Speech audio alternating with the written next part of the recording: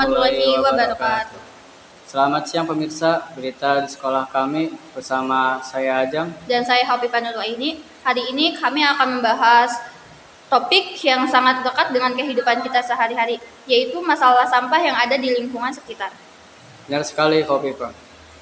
Walaupun sekolah sudah menyediakan banyak tempat sampah, ternyata masih banyak siswa yang membuang sampah sembarangan. Betul Ajam. Lalu bagaimana kondisi sebenarnya di lapangan? Reporter kami Tasya yang sudah berada di lokasi yang akan melaporkannya. Silakan Tasya.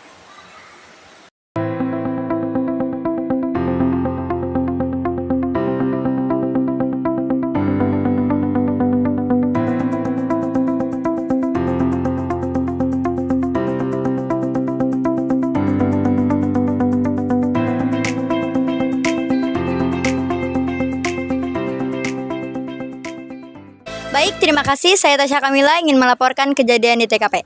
Di sini saya akan mewawancarai salah satu siswa SMA Negeri 1 Lancabungur terkait penumpukan sampah. Baik, dengan saudara siapa? Saya Egi Hartani. Maaf mengganggu waktunya. Apakah saya bisa bertanya kepada saudara Egi? Ya, silakan. Baik, saudara Egi pasti sering melihat penumpukan sampah di sekolah ini. Nah, menurut saudara Egi, apa dampak dari terjadinya penumpukan sampah ini? Oke, dampak dari penumpukan sampah itu bisa menyebabkan banyak penyakit dikarenakan sampah itu kotor sekali ya.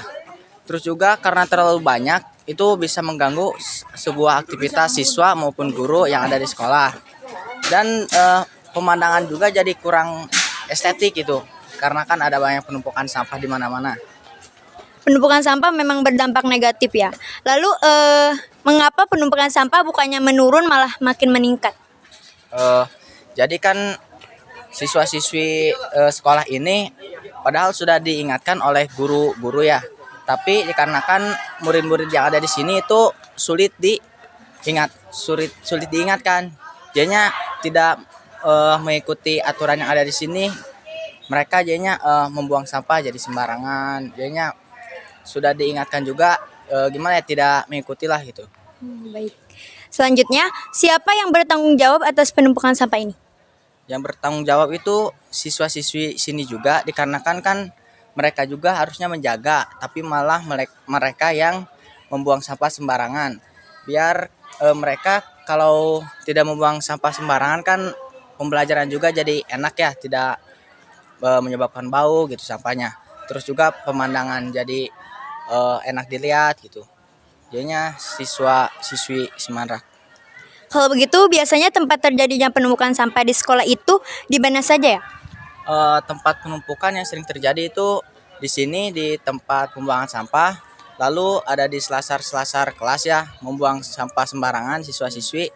Lalu tong sampah itu sudah penuh juga, dipaksakan oleh siswa-siswi jadinya meluap dan berceceran kemana-mana. Baik. Nah, lalu kapan waktu sampah di sekolah ini menumpuk? Itu biasanya pada pulang sekolah, dikarenakan kan waktu sekolah siswa-siswi itu membeli makanan atau minuman di koperasi yang ataupun di kantin yang menyebabkan banyak sampah yang dihasilkan. Lalu mereka membuangnya sembarangan ataupun ke tong sampah itu membuat penuh. Jadinya yang membuat sampah sering kali terjadi itu di pulang sekolah. Baik, terima kasih. Sebelumnya, terima kasih ya kepada Kak Egi. Baik, terima kasih. Saya kembalikan ke studio. Baik, terima kasih Tasya, laporan kami terima. Sekarang kita beralih ke rekan kita yaitu Lita yang sudah berada di lokasi kedua. Baik, terima kasih. Saya Lita Aulia ingin melaporkan kejadian di TKP. Di sini saya akan mewawancari salah satu guru SMA 1 Lancabungur terkait penumpukan sampah. Baik, ini dengan Bapak siapa? Pak Deni ya. Maaf ganggu waktunya. Apakah saya bisa bertanya-tanya kepada Bapak? Oh bisa ya. Nah. Mau duduk di sini atau gimana? Udah di sini, Pak. Ini aja. Oh ya. Menurut Bapak, apa sih masalah utama ini penumpukan sampah? Masalah utamanya sebetulnya kesadaran dari diri kita yang belum bisa membawa tempat makan sendiri atau juga alat makan sendiri atau juga yang yang bisa menghasilkan sampah gitu. Jadi Udah begitu juga angkutan sampahnya juga ini menjadi kendala, enggak setiap hari gitu. Ya, jadi pertama, para siswa belum bisa membawa alat bakar sendiri. Iya. Nah, yang kedua ini eh, pengumpulan sampahnya yang belum optimal, itu seminggu sekali. Jadi akhirnya numpuk di mana-mana gitu. Iya. Hmm. Baik, bagaimana langkah awal agar sampah ini tidak menumpuk? Nah, langkah awalnya pertama gini. Setiap siswa ini mulai Senin ya. Ini coba membawa alat makan sendiri, alat minum sendiri. Jadi kalau beli makan, beli somai atau beli mie ayam di sana gitu, itu nggak lagi pakai plastik styrofoam ya, tapi udah pakai mangkok sendiri. Terus kalau mau beli es nggak usah pakai plastik, tapi udah punya botol minum sendiri. Nah, dengan langkah seperti itu kayaknya udah bisa mulai mengurangi sampah. Itu yang pertama. Lalu yang kedua, ya, penggunaan penggunaan tempat sampah ini harus diperbanyak. Lalu udah begitu juga pengambilan sampahnya jangan nunggu seminggu sekali tapi per hari. Nah, itu Iya. biasanya udah mengurangi kalau gitu. Baik, Bapak, terima kasih. Ya. Saya kembalikan ke studio. Wah, ternyata masalah bukan hanya soal di fasilitas ya, tetapi tentang kesadaran kita semua juga ya, Ajam. Ya, betul sekali kok Pipa. Menjaga kebersihan sekolah bukan hanya tugas petugas kebersihan, melainkan tanggung jawab seluruh warga sekolah. Maka dari itu, mulai dari hal-hal kecil seperti membuang sampah kepada tempatnya dan mengingatkan kepada teman untuk tidak melakukan hal yang sama.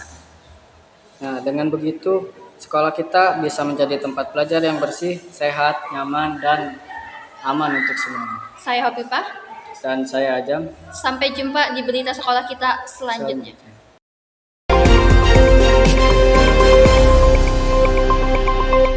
Audio Jungle.